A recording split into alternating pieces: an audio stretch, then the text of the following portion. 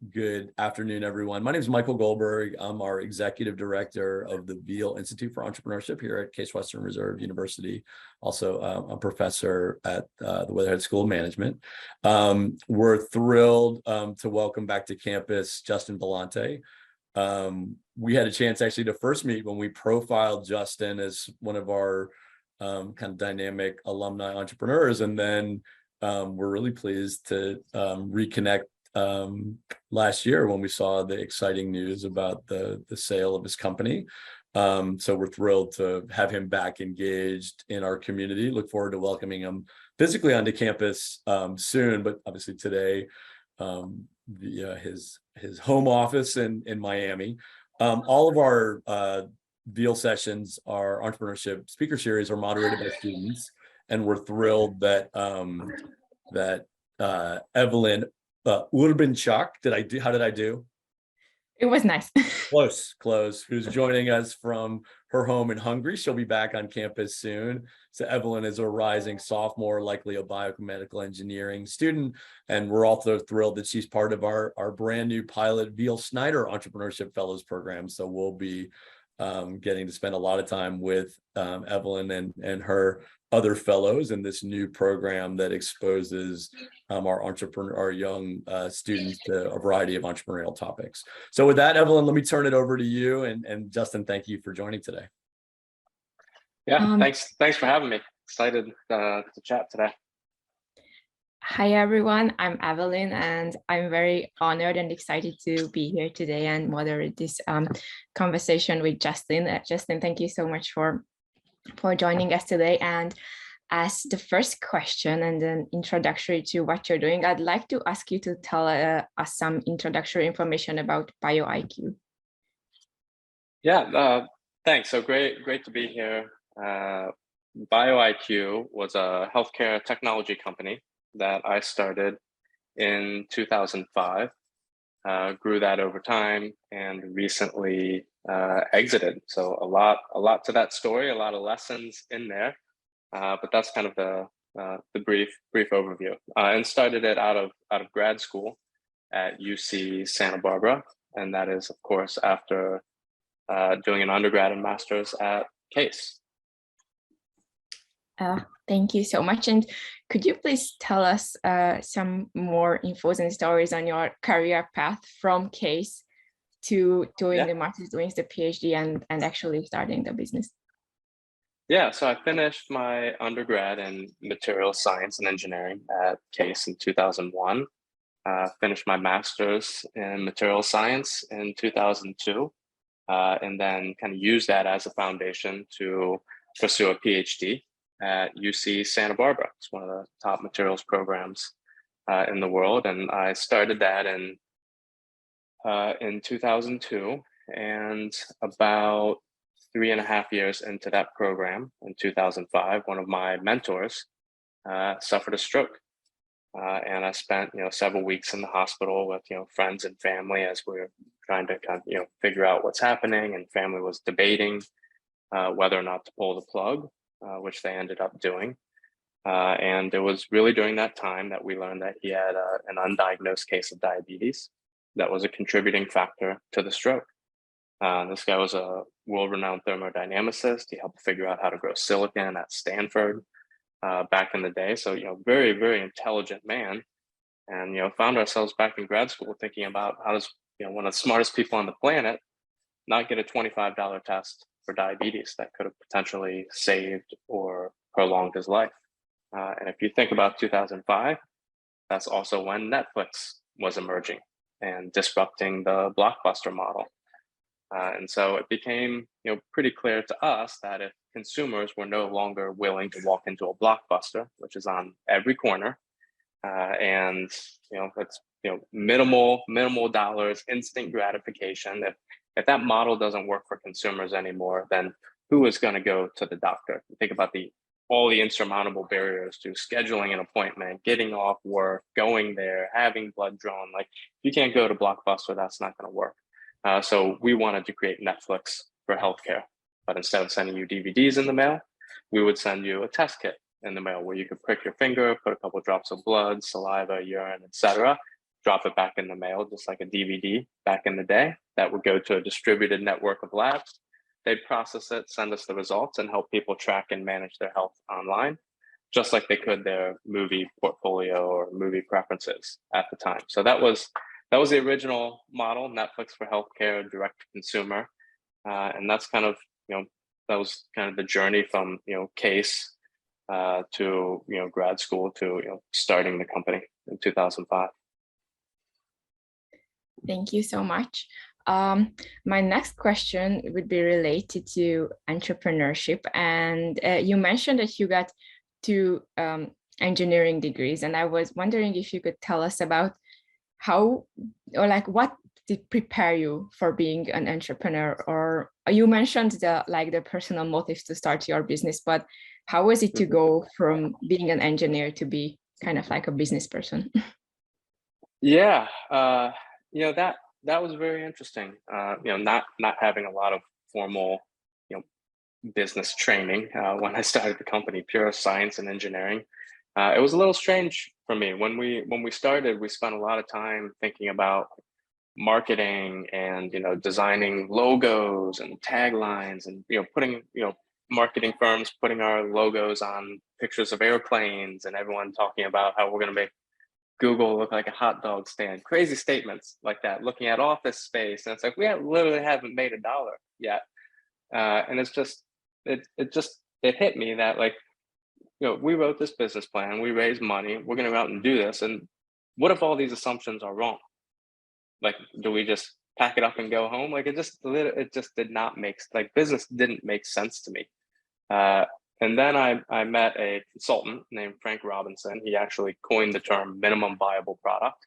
He ran an agency called Synchronous Development. And I learned about market validation. And I learned that actually business building companies is the scientific method. All those assumptions, you don't just take this black box, build it, and hope it works. You test all those assumptions. So you go out in the market early and you talk to customers, potential customers, you validate the product, the value proposition, the price point. And so, really, that kind of building a business, starting a business is science. And once I made that connection, it became very, very natural. It was like, I couldn't figure it out before when it was just big marketing speak. But when we actually got to the nuts and bolts of validating a product, launching it, figuring out the pricing, that's just the scientific method. Wow, thank you. It sounds actually super, super exciting. And I was wondering if you could share some stories which could maybe help us young aspiring entrepreneurs to learn from those early days when you started the business, maybe some challenges you overcame or things you were really grateful to learn.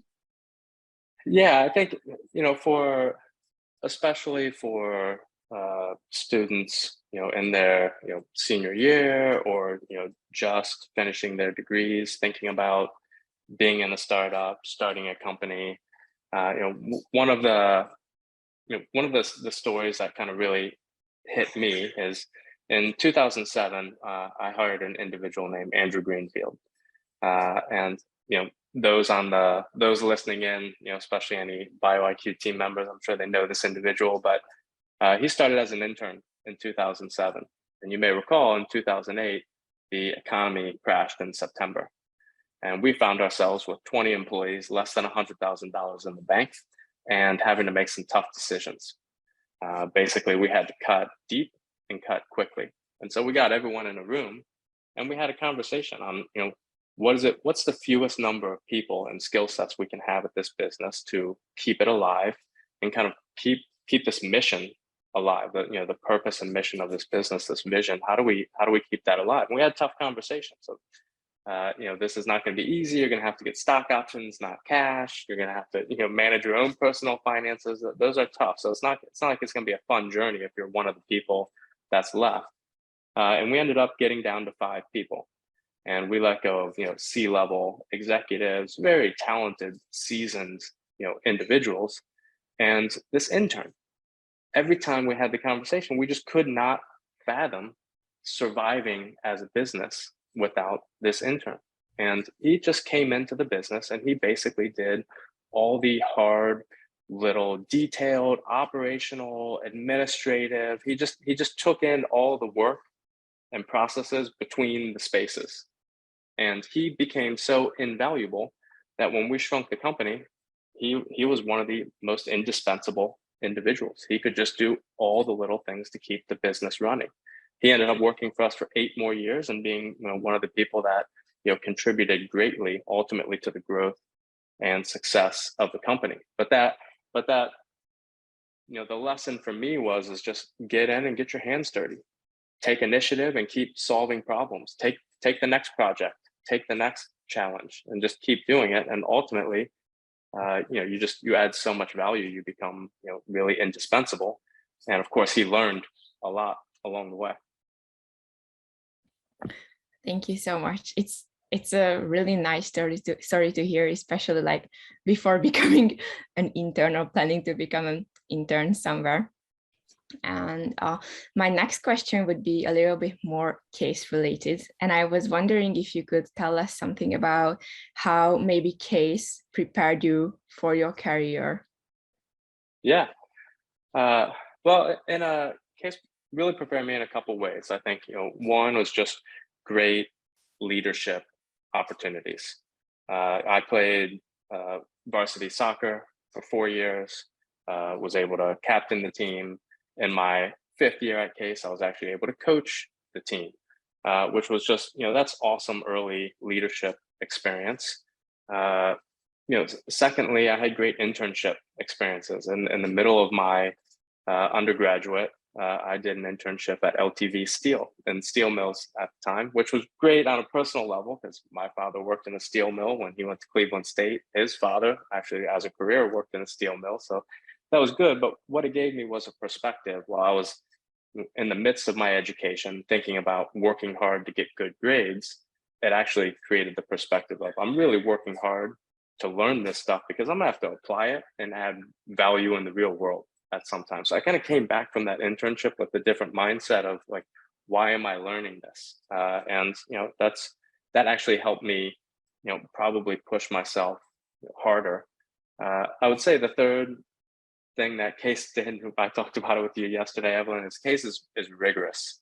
It is a rigorous education. It's, there's a tough workload, there's a diverse, peer group that's, they're all very, very smart that will push you.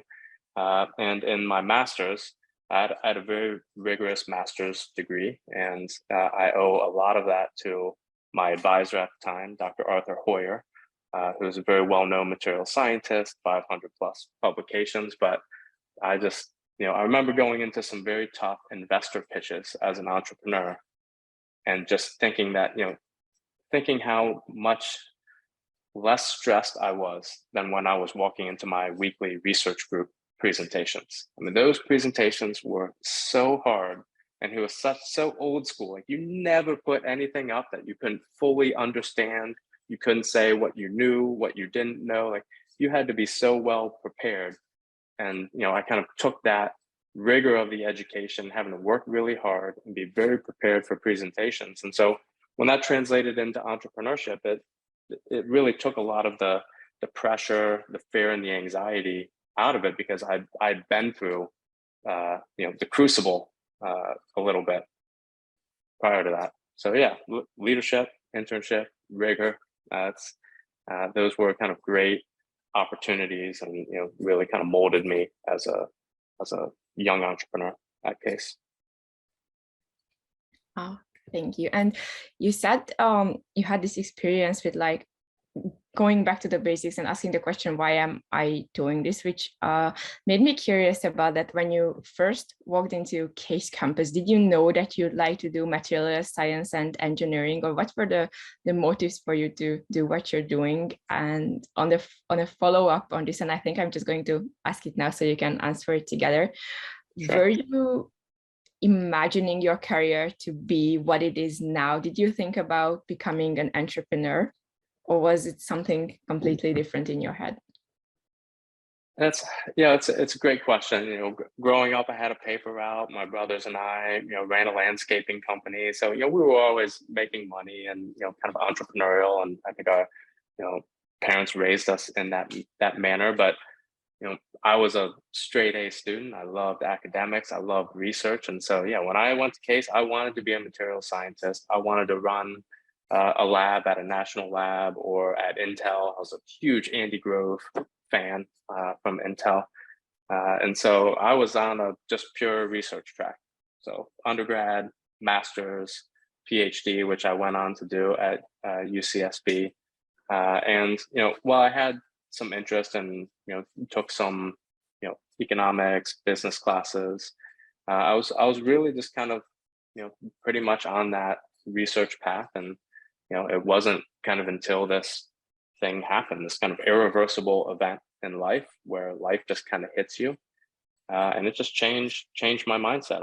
I was thinking like, hey, I'm spending all this time like trying to make a better cell phone, and like I'm gonna go out and prevent something like this from happening again. And fortunately, we were able to over the the growth of BioIQ, really help 20 plus million people understand their health, help millions of people find undiagnosed conditions, and as a result of that, statistically save a lot of lives. And so when I kind of look back and think about it, it was just one of those forks in the road in life where it just happened, and this is the way I reacted. And I was well prepared from one perspective, like around the rigor, but nothing can really prepare you for starting a company because it's just so hard and there are so many unknowns. But that's how it played out. I see. Oh, thank you. And I can definitely understand the unexpected turns life gives you and how it can redirect your life. And I'd like to ask you still about school a little more. And could you please tell us a bit more on why material science and engineering? I know you're gonna get my materials pitch now. Well, I think I really liked it.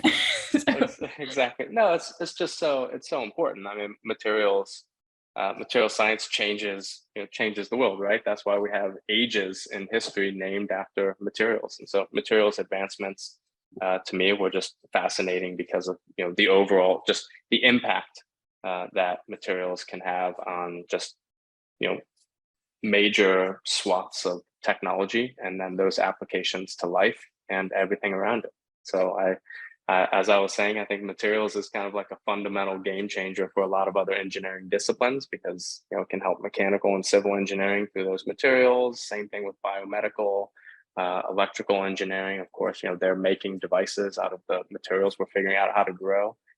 So to me, it's just very, very fascinating. And you think about companies like Intel and others who famously kind of changed the world through material science. That was really just that's kind of what got me down that path. Yeah, as I mentioned, I really like how passionate you are about this and how convincing you can be to get people. Don't change your major, but like I said, maybe consider a minor. Yeah, I'll definitely do. And now I'd like to ask the audience if anyone has a question they'd like to ask, they can ask it in the chat or raise your hands. Oh yeah, Mr. Goldberg. Oh, thanks. This is great. Evelyn, awesome job moderating, and Justin, thanks for sharing your thoughts. I want to probe a little on this idea of networking. It's something that you touched on. I think it's clearly been important in your career and your arc. One of the things that we're working actually on at the university is in the new alumni fund. I mean, it's interesting watching the opportunities, whether it's our current students who are interested in connecting with alums like you that have experience, or alums that are sort of out in the world starting companies. I'm sort of curious if you can talk a little bit about how alumni networking, whether you did it while you were here kind of externally, and then kind of what it's meant to you to be part of sort of the Case alumni family, and how, if at all, that's helped in whether you've raised capital from alums for BioIQ, and or so how in general you've leaned into these alumni connections. Yeah, I think I did not have a strong network when I started BioIQ, and I think that's probably something that on the engineering and sciences side is underappreciated. On the business side, of course, everybody knows it, preaches it. So I think that that's something I probably missed on science and engineering, because you just kind of assume like your network is, my network was in the scientific community. It was, the research groups, et cetera, that, I was collaborating with. And so I didn't necessarily have the business network, but I learned that, there is you can build a network very quickly. And I learned that you can do that through, one, reaching out to people and asking for help. And, probably the most important lesson, I was able to really get a lot of very intelligent, very connected, very experienced people to help me and mentor me, because, I would take what they told me, apply it, go back to them and tell them what I learned and, what worked and what didn't work. And it was that feedback loop of, people within my network, mentors, et cetera, being able to kind of see their kind of thoughts, suggestions, et cetera, put into the world, make an impact, somebody learning from them and get that feedback. And so I kind of use that to build the network. And of course, I had my student network at Case, and that's obviously a lot of those friends, and the support is is instrumental to an entrepreneur and just surviving, especially some of the early parts of the journey. But yeah, I think that over time, of course, through LinkedIn and some of those tools, I was able to really start to strengthen and build my network across Case and beyond. So that was really important, is leveraging LinkedIn as a tool to do that. And of course, remember, I started in 2005, so we didn't necessarily have kind of social networks and networking the way that we do today. That was pre-iPhone, pre-Gmail. Great, thanks, Justin. Yeah, we had to be a little more old school back then. Phone calls and emails. Building up on this question, I was wondering if you could give some advice to us Case students who are like looking at the Case alumni with these like shiny eyes and trying to connect but being a little shy. Could you like advise us something on how to start? Yeah, well, I think the important thing is to remember is, we were all in those chairs and position before. And so I think, we all have empathy for students. We know what it's like to go through that process. And so absolutely don't be shy, be bold, reach out, ask for help, don't hesitate, tap into that network, because we know how it is. We know the journey and what it takes. And so, we're very, empathetic, willing to help in any way we can. So yeah, get over the fear, reach out, be bold.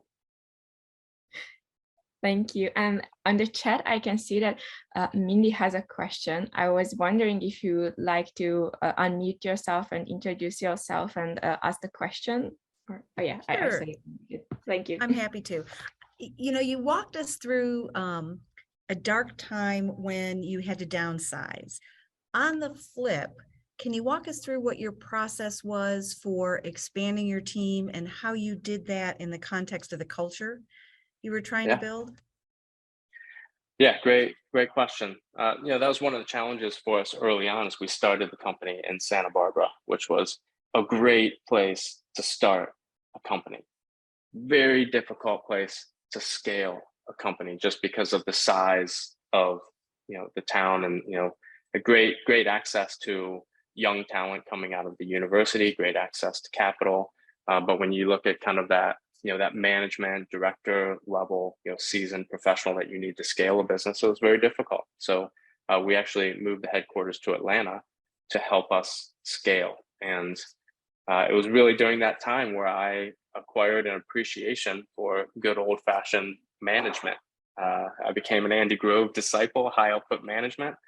Because that's really, you need managers, and you need a structured, disciplined organization to grow and scale. And from a culture perspective, I think our culture was really driven by one, a desire to impact the world around us. We're fortunate to have a mission, which was, our mission was to really help people, change people's lives, and in healthcare, it's a real advantage because of the impact you can have. The second thing, it was just a very humble culture. Like we were just work hard. Probably some of that came from my upbringing. Certainly, I lived it at Case, that rigor of hard work. And then the third thing was just was winning. I think like it's hard to kind of top down define a culture. I think as you start to manage, as you apply that rigor and you do the hard things, you kind of turn the flywheel and get momentum. That culture of success, winning deals, growing revenue, those are the types of things that just, it builds excitement, and that culture kind of builds from the ground up. It builds within the organization. And so we were fortunate. And I'd say, the period of probably our greatest growth, the last 2.5 years before we exited was 1,000% revenue growth over 2 years. And we actually didn't add any employees.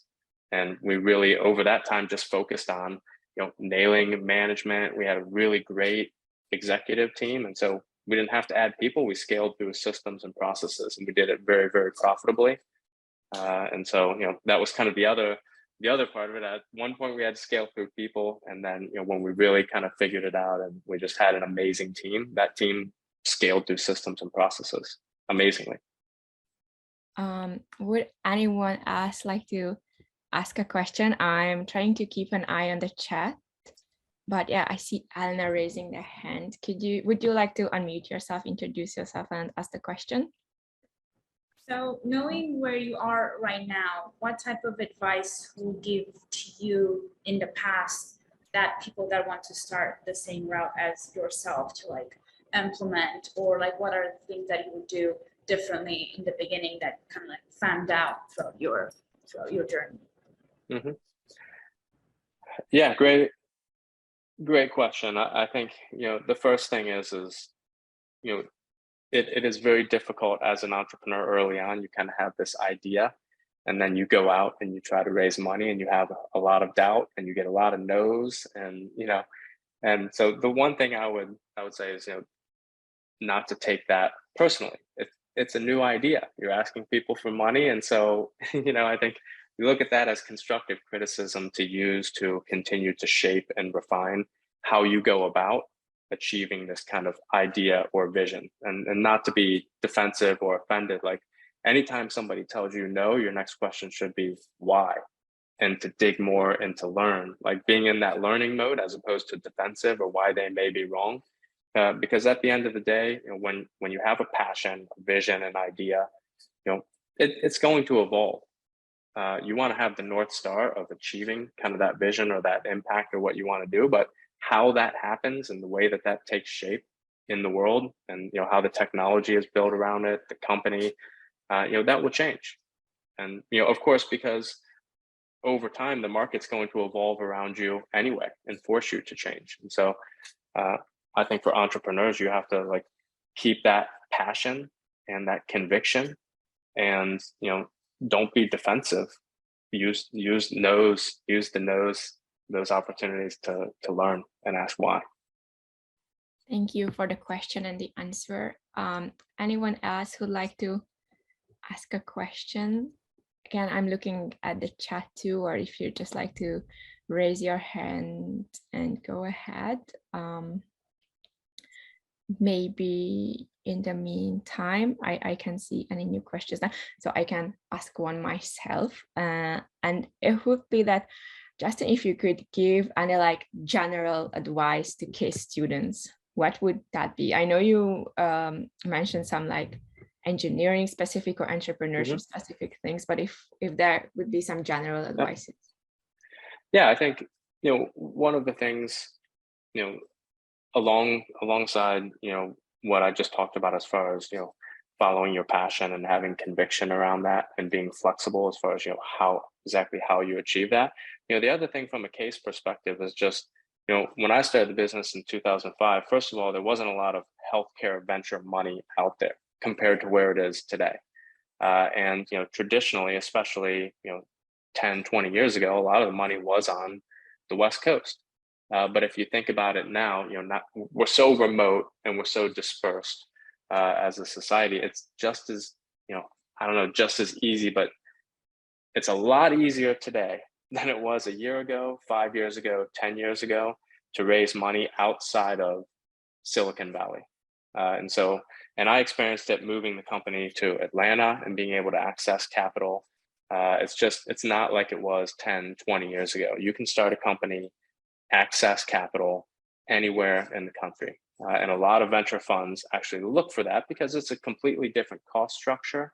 And building companies in other parts of the country, you have access to different skill sets and experiences, especially when you have very strong academic centers like Case, surrounded by university hospitals and Cleveland Clinic. I mean, you guys, those are like great centers of excellence from an academic perspective. So I would say, like, you don't have to move to Silicon Valley to start a company.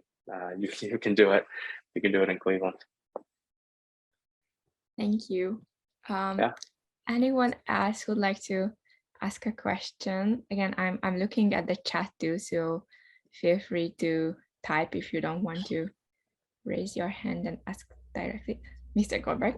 Yeah, thanks. So what's next, Justin? I mean, obviously, entrepreneurs, not that you start a company with an exit in mind, but when you're able to execute like you've done and sell, and obviously you're still young, you've got a lot of productive years ahead. Sort of curious, as you've had this exit moment that many entrepreneurs dream of, what's next? What are you crazy enough to want to start something else again? I'm sort of curious what's going through your mind right now as you look ahead at all the opportunities ahead. Yeah, great question. That's pretty much what I've been thinking about for the last several months. It's interesting reflecting. You start a company as just, you have this life event, you jump into it, and I look back at myself. I was a grad student. I wasn't married. I didn't have a family. I didn't have any responsibilities. So it's just, and I had this life event. And so I look at myself now and just, I'm in a very different position. First of all, the other things I didn't have at the time is I didn't have any money. I didn't have a network. I never made anybody else money.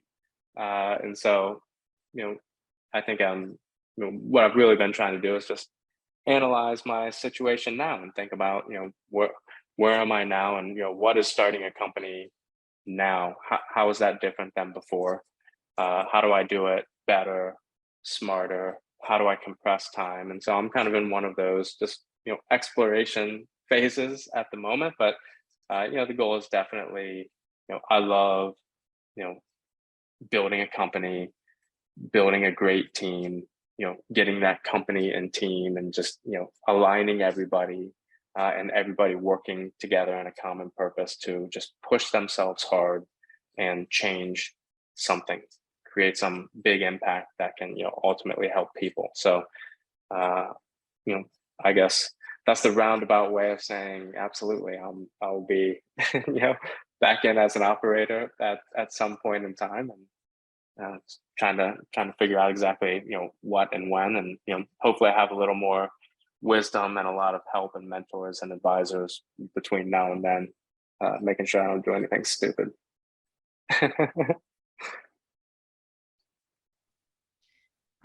Thank you, Mr. Goldberg, and thank you, Justin. I was wondering if anyone else would like to ask a question before we wrap up this discussion today. Again, I'll keep an eye on the chat and looking for a hand. And if there are no questions, then I'd like to thank Justin again for joining us today. It was an honor to get to know you a little and have this conversation with you. And I'd like to give the word back to Mr. Goldberg now. Great. Thanks, Evelyn. Look forward to having you back on campus soon and kicking off of our fellowship. I was saying in the chat to Stacy Lotz, our colleague, how excited we are about this new fellowship and getting to know students like you, Evelyn. So we're thrilled. We're thrilled to have you participate. Justin, this is so much fun. It's been great having you reconnect with folks at Case, getting to know a bit more about you. I think lots of great practical advice for our community. Can't wait to see what's next in your entrepreneurial journey now that you have this bug, and look forward to find more ways to connect you with the work that's happening with our students and alums. So thanks for taking the time. Yeah, look forward to it. Very, very grateful to what I was given at Case and what I learned. So it's awesome to connect, help others, and just be able to kind of share a little bit of what I've learned. So thank you for the opportunity. Great. And for those watching, we will be rolling out as the semester kicks off our speaker programming for this fall. So keep an eye on our website. We've got a number of different things that we're doing, both in a hybrid format. So for those that don't live in Cleveland and can join this way, we'll continue to be delivering programming to you via Zoom and LinkedIn Live. And then for those that are here in Cleveland in our community, we'll be getting together in person and bribing you with food as the way we do with students to get them to come to events in person. So we're so thrilled to be back on campus, gathering together and eating together. So stay tuned for our programming. Again, thank you, Justin, and thank you, Evelyn, for taking the time. Thanks, everybody, for joining, and we'll see everybody soon. Thanks, Michael. Thanks, everyone. Take care, everybody.